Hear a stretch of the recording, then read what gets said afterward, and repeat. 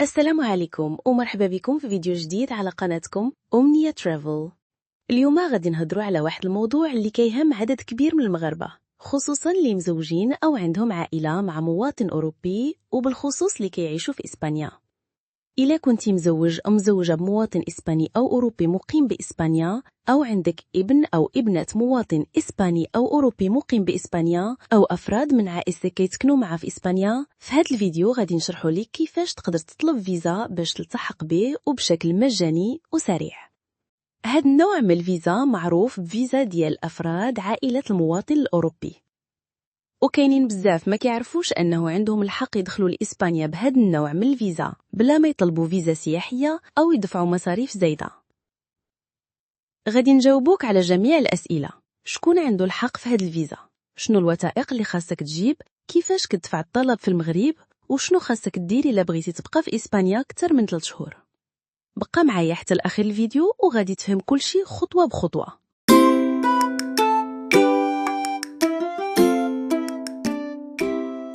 شكون يقدر يطلب فيزا باعتباره فرد من عائلة مواطن أوروبي؟ أولاً، الزوج أو الزوجة ديال المواطن الأوروبي، بشرط ما يكونوش طلقوا أو فسخوا الزواج. ثانياً، الشريك في زواج مدني مسجل في شي دولة من دول الاتحاد الأوروبي أو المنطقة الاقتصادية الأوروبية أو في سويسرا، وبشرط ما يكونش تسالى هاد التسجيل. ثالثاً، الأولاد ديال المواطن الأوروبي أو ديال الزوج أو الشريك المسجل، بشرط ما يكونوش طلقوا أو فسخوا. إلا كانوا قل من 21 عام كيدخلوا مباشرة في هذه الفئة. إلا كانوا أكثر من 21 عام خاص يكونوا عايشين تحت النفقة أو عندهم إعاقة وما قادرينش يتكلفوا براسهم. رابعاً، الوالدين ديال المواطن الأوروبي أو ديال الزوج أو الشريك بشرط يكونوا تحت النفقة. خامساً، أفراد آخرين من العائلة ما مذكورينش الفوق إلا كانوا ساكنين مع المواطن الأوروبي في بلاد الأصل أو تحت رعايته. سادساً، في حالات استثنائية كيتقبلوا أفراد عائلة آخرين إلا كانت عندهم مشاكل صحية خطيرة أو إعاقة وضروري المواطن الأوروبي هو اللي كيتكلف بهم. سابعاً، الزوجان غير رسميين أو العلاقة الحرة بلا زواج، بشرط يكونوا ساكنين مع بعضهم على الأقل عام كامل أو عندهم أولاد مشتركين. فيزا أفراد عائلة المواطن الأوروبي كتسمح لك تدخل لدول شنغن وتبقى فيها مدة ما كتفوتش 90 يوم في مدة إجمالية ديال 180 يوم، يعني تقدر تدخل وتخرج ولكن ما كتجمعش أكثر من 90 يوم في هاد 6 شهور. هاد الفيزا كتعطيك الحق كذلك في الترانزيت سواء عبر المطارات أو الأراضي ديال دول شنغن. إلا كنتي باغي تبقى في إسبانيا أكثر من 90 يوم خاصك من بعد ما توصل تقدم طلب لبطاقة الإقامة لأفراد عائلة المواطنين الأوروبيين، وهادشي كديرو عند السلطات الإسبانية المختصة. باش تدفع طلب الفيزا ديالك كفرد من عائلة مواطن أوروبي خاصك تجهز واحد المجموعة الوثائق، وهذو هما أهمهم. أولاً، استمارة طلب فيزا شنغن، خاصك تعمرها مزيان وتوقعها، وإلا كنتي قاصر خاص الأب أو الأم أو الولي القانوني يوقعها مكانك. ثانياً، صورة شخصية حديثة بحال ديال الباسبور، خلفية بيضاء، الوجه يكون واضح بلا النضر غامقة وبلا شي حاجة كتحجب الملامح. ثالثاً، باسبور ديالك يكون صالح ومعاه نسخة من الصفحات اللي فيها المعلومات ديالك.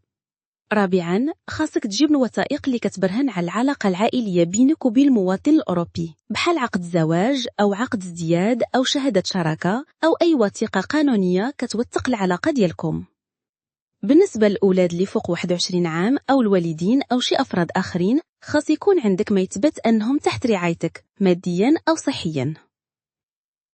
ومن بين الوثائق الأساسية كذلك هي الإثبات بأنك غادي ترافق المواطن الأوروبي أو غادي تلتحق به في إسبانيا، بحال دعوة أو تذكرة سفر أو دليل سكن المشترك. وما تنساش خاصك تجيب ورقة كتبرهن فين ساكن باش يتأكدوا أنك تابع القنصلية اللي غادي تدفع فيها. وأخيراً، جميع الوثائق المدنية بحال عقود الزواج أو ازدياد من الأفضل تكون مترجمة ومصدقة بالأبوستيل.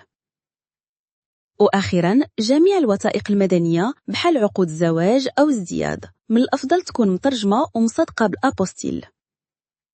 وخلي في بالك القنصلية تقدر تطلب منك وثائق إضافية أو تستدعيك لمقابلة شخصية في القنصلية باش يوضحوا الأمور مزيان. 2. شكون كيقبل الطلب؟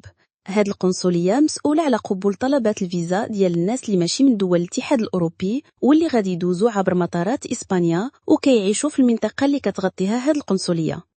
ثالثا، كيفاش كتقدم الطلب؟ الطلب خاصك تقدمو بيدك ماشي شي واحد اخر. الا كنتي صغير في العمر مقاصر، الوسيل القانوني ديالك هو اللي خاصو يقدم الطلب.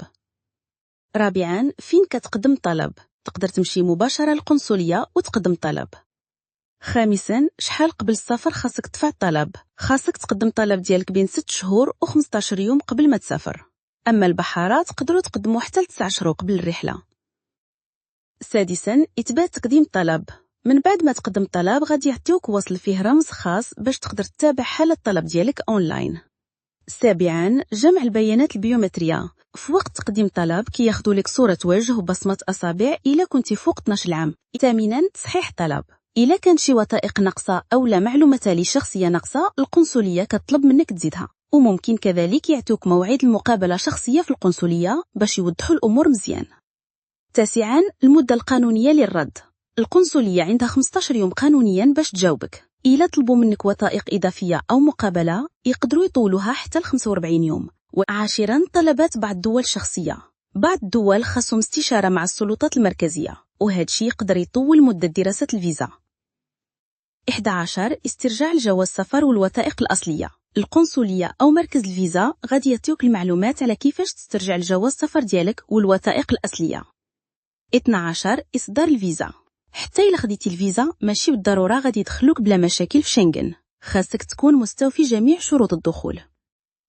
وصلنا لنهاية الفيديو ديال اليوم، كنتمنى يكون عجبكم واستفدتوا منه. شكرا بزاف على المتابعة ديالكم، وما تنساوش ديروا جيم للفيديو وتبارطاجيوه مع صحابكم باش تعمل فائدة. وإلا عندكم أي سؤال ولا استفسار خليوه ليا في التعليقات، وأنا غادي نرد عليكم إن شاء الله. كنتمنى لكم نهار زوين ونتلاقاو في الفيديو الجاي.